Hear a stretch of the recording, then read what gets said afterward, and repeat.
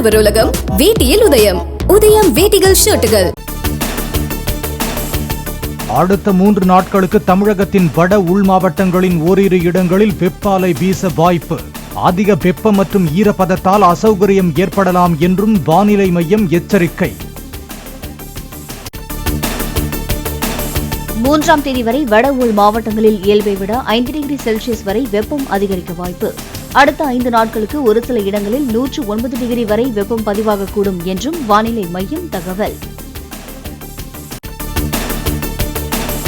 தமிழகத்தில் 14 இடங்களில் காலை 11 மணி வாக்கிலேயே சதமடித்த வெயில். அதிகபட்சமாக காஞ்சிபுரத்தில் 102.7 டிகிரி ஃபாரன்ஹீட் வெப்பம் பதிவானதாக வானிலை மையம் தகவல். விருதுநகர் மாவட்டம் காரியாபட்டி அருகே தனியார் கல்குவாரியில் நேரிட்ட வெடி விபத்தில் 3 பேர் உயிரிழப்பு. குவாரி அருகே உள்ள கிடங்கில் வெடிமருந்துகளை இறக்கிய போது வெடித்து சிதறியதாக தகவல். வெடி விபத்தால் ஆவியூரை சுற்றி பல கிலோமீட்டர் தூரம் வரை அதிர்வுகள் உணரப்பட்டதாக தகவல். சுற்றியுள்ள வீடுகள் பலவற்றில் விரிசல் ஏற்பட்டுள்ளதாகவும் அப்பகுதி மக்கள் புகார். விபத்து நேரிட்ட இடத்தில் வெடிமருந்துகள் கிடப்பதால் தீயணைப்புத் துறையினர் போலீசார் நெருங்கி செல்வதில் சிக்கல். குவாரியை ஒட்டிய காட்டுப்பகுதியில் ஒரு சில உடல்கள் கிடப்பதாக கூறப்படுவதால் பலி எண்ணிக்கை அதிகரிக்கக்கூடும் என அச்சம். கல்குவாரியை மூட வலியுறுத்தி மதுரை தூத்துக்குடி தேசிய நெடுஞ்சாலையில் ஆவியூர் பகுதி மக்கள் மறியல். பாளம் பாளமாக பிளந்துள்ள வீடுகளுக்கு உரிய இழப்பீடு தர வேண்டும் என வலியுறுத்தல். ஏற்காடு மலைப்பாதையில் தனியார் பேருந்து கவிழ்ந்து 5 பேர் உயிரிழந்த விபத்தில் ஓட்டுநர் மீது 4 பிரிவின் கீழ் போலீசார் வழக்கு பதிவு. தனியார் மருத்துவமனையில் சிகிச்சை பெற்று வரும் ஓட்டுநர் குணமடைந்ததும் கைது செய்யப்படுவார் என போலீசார் தகவல். ஏற்காடு மலைப்பகுதியில் தனியார் பேருந்து விபத்தில் உயிரிழந்த 5 பேரின் குடும்பத்தினருக்கு முதலமைச்சர் இரங்கல். பாதிக்கப்பட்டவர்களுக்கு தேவையான அரசு நிவாரண உதவிகள் தேர்தல் ஆணையத்தின் அனுமதி பெற்று வழங்கப்படும் என உறுதி. மலை வாசஸ்தலங்களுக்கு மக்கள் படையெடுப்பதால் பொது போக்குவரத்து ஓட்டுநர்கள் மலைப்பகுதிக்கு பழக்கமானவர்களா என அரசு உறுதி செய்ய இபிஎஸ் வலியுறுத்தல். அனைத்து சுற்றுலா தலங்களிலும் செக் போஸ்ட் அமைத்து பஸ் மற்றும் இதர வாகன ஓட்டுநர்களை பரிசோதிக்கவும் கோரிக்கை. காவிரி விவகாரத்தில் கர்நாடக அரசு மத்திய அரசை மதிக்கவில்லை என அமைச்சர் துரைமுருகன் குற்றச்சாட்டு.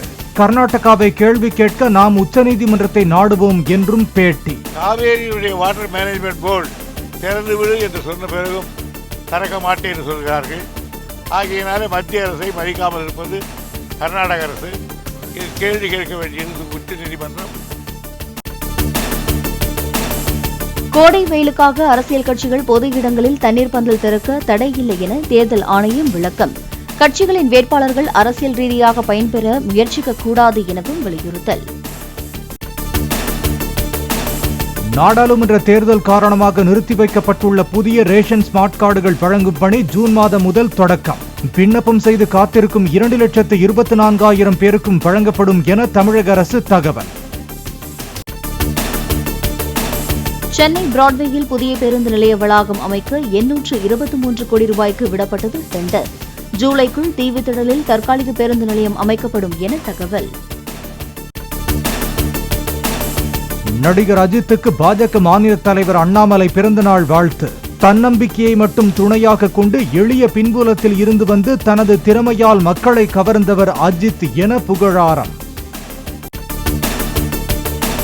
சென்னை காசி திரையரங்கில் தீனா திரைப்படம் ரீரிலீஸ் ஆனதை கொண்டாடிய அஜித் ரசிகர்கள். திரையரங்க வாயிலில் இருந்த கில்லி பட பேனரை சிலர் கிழித்து எறிந்தனர். ரஜினி நடிக்கும் கூலி படத்தின் தயாரிப்பு நிறுவனத்துக்கு நோட்டீஸ் அனுப்பினார் இசையமைப்பாளர் இளையராஜா. தம்மிடம் அனுமதி பெறாமல் டீசரில் மறு உருவாக்கம் செய்யப்பட்டுள்ள பாவா பக்கம் வா பாடலின் இசையை அகற்ற வலியுறுத்தல்.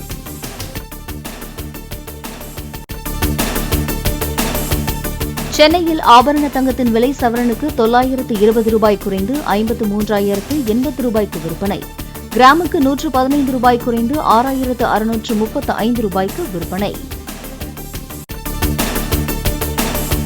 நாடு முழுவதும் ஏப்ரல் மாத ஜிஎஸ்டி வசூல் 2 லட்சம் கோடி ரூபாயை கடந்து புதிய உச்சத்தை எட்டியதாக மத்திய நிதியமைச்சகம் அறிவிப்பு. உள்நாட்டு வர்த்தகம் அதிகரித்ததால் வரலாறு காணாத வகையில் ஜிஎஸ்டி வசூல் அதிகரித்ததாக விளக்கம். 2023-24 நிதியாண்டுக்கான இந்திய பொருளாதார வளர்ச்சி கணிப்பை 7.8% உயர்த்தியது IMF. வளர்ச்சி 7.6% இருக்கும் என்ற மத்திய அரசின் கணிப்பை விட IMF கணிப்பு அதிகரிப்பு. மொபைல் செயலிகள் மூலம் நடைபெறும் மோசடி முதலீட்டு திட்டங்கள் தொடர்பாக நாடு முழுவதும் 30 இடங்களில் CBI விசாரணை. டெல்லி, உத்தரப்பிரதேசம், தமிழ்நாடு உட்பட 10 மாநிலங்களில் நடைபெறும் சோதனையில் முக்கிய ஆவணங்கள் கைப்பற்றப்பட்டுள்ளதாக தகவல். சிறையில் இருந்தபடி காணொலி மூலம் வேட்பாளர்கள், கட்சி பிரமுகர்கள் தேர்தல் பிரச்சாரம் செய்ய அனுமதி கோரிய மனுவை தள்ளுபடி செய்தது டெல்லி உயர்நீதிமன்றம். சட்டத்தின் அடிப்படை விதிகளுக்கு எதிரானது என நீதிபதிகள் கருத்து.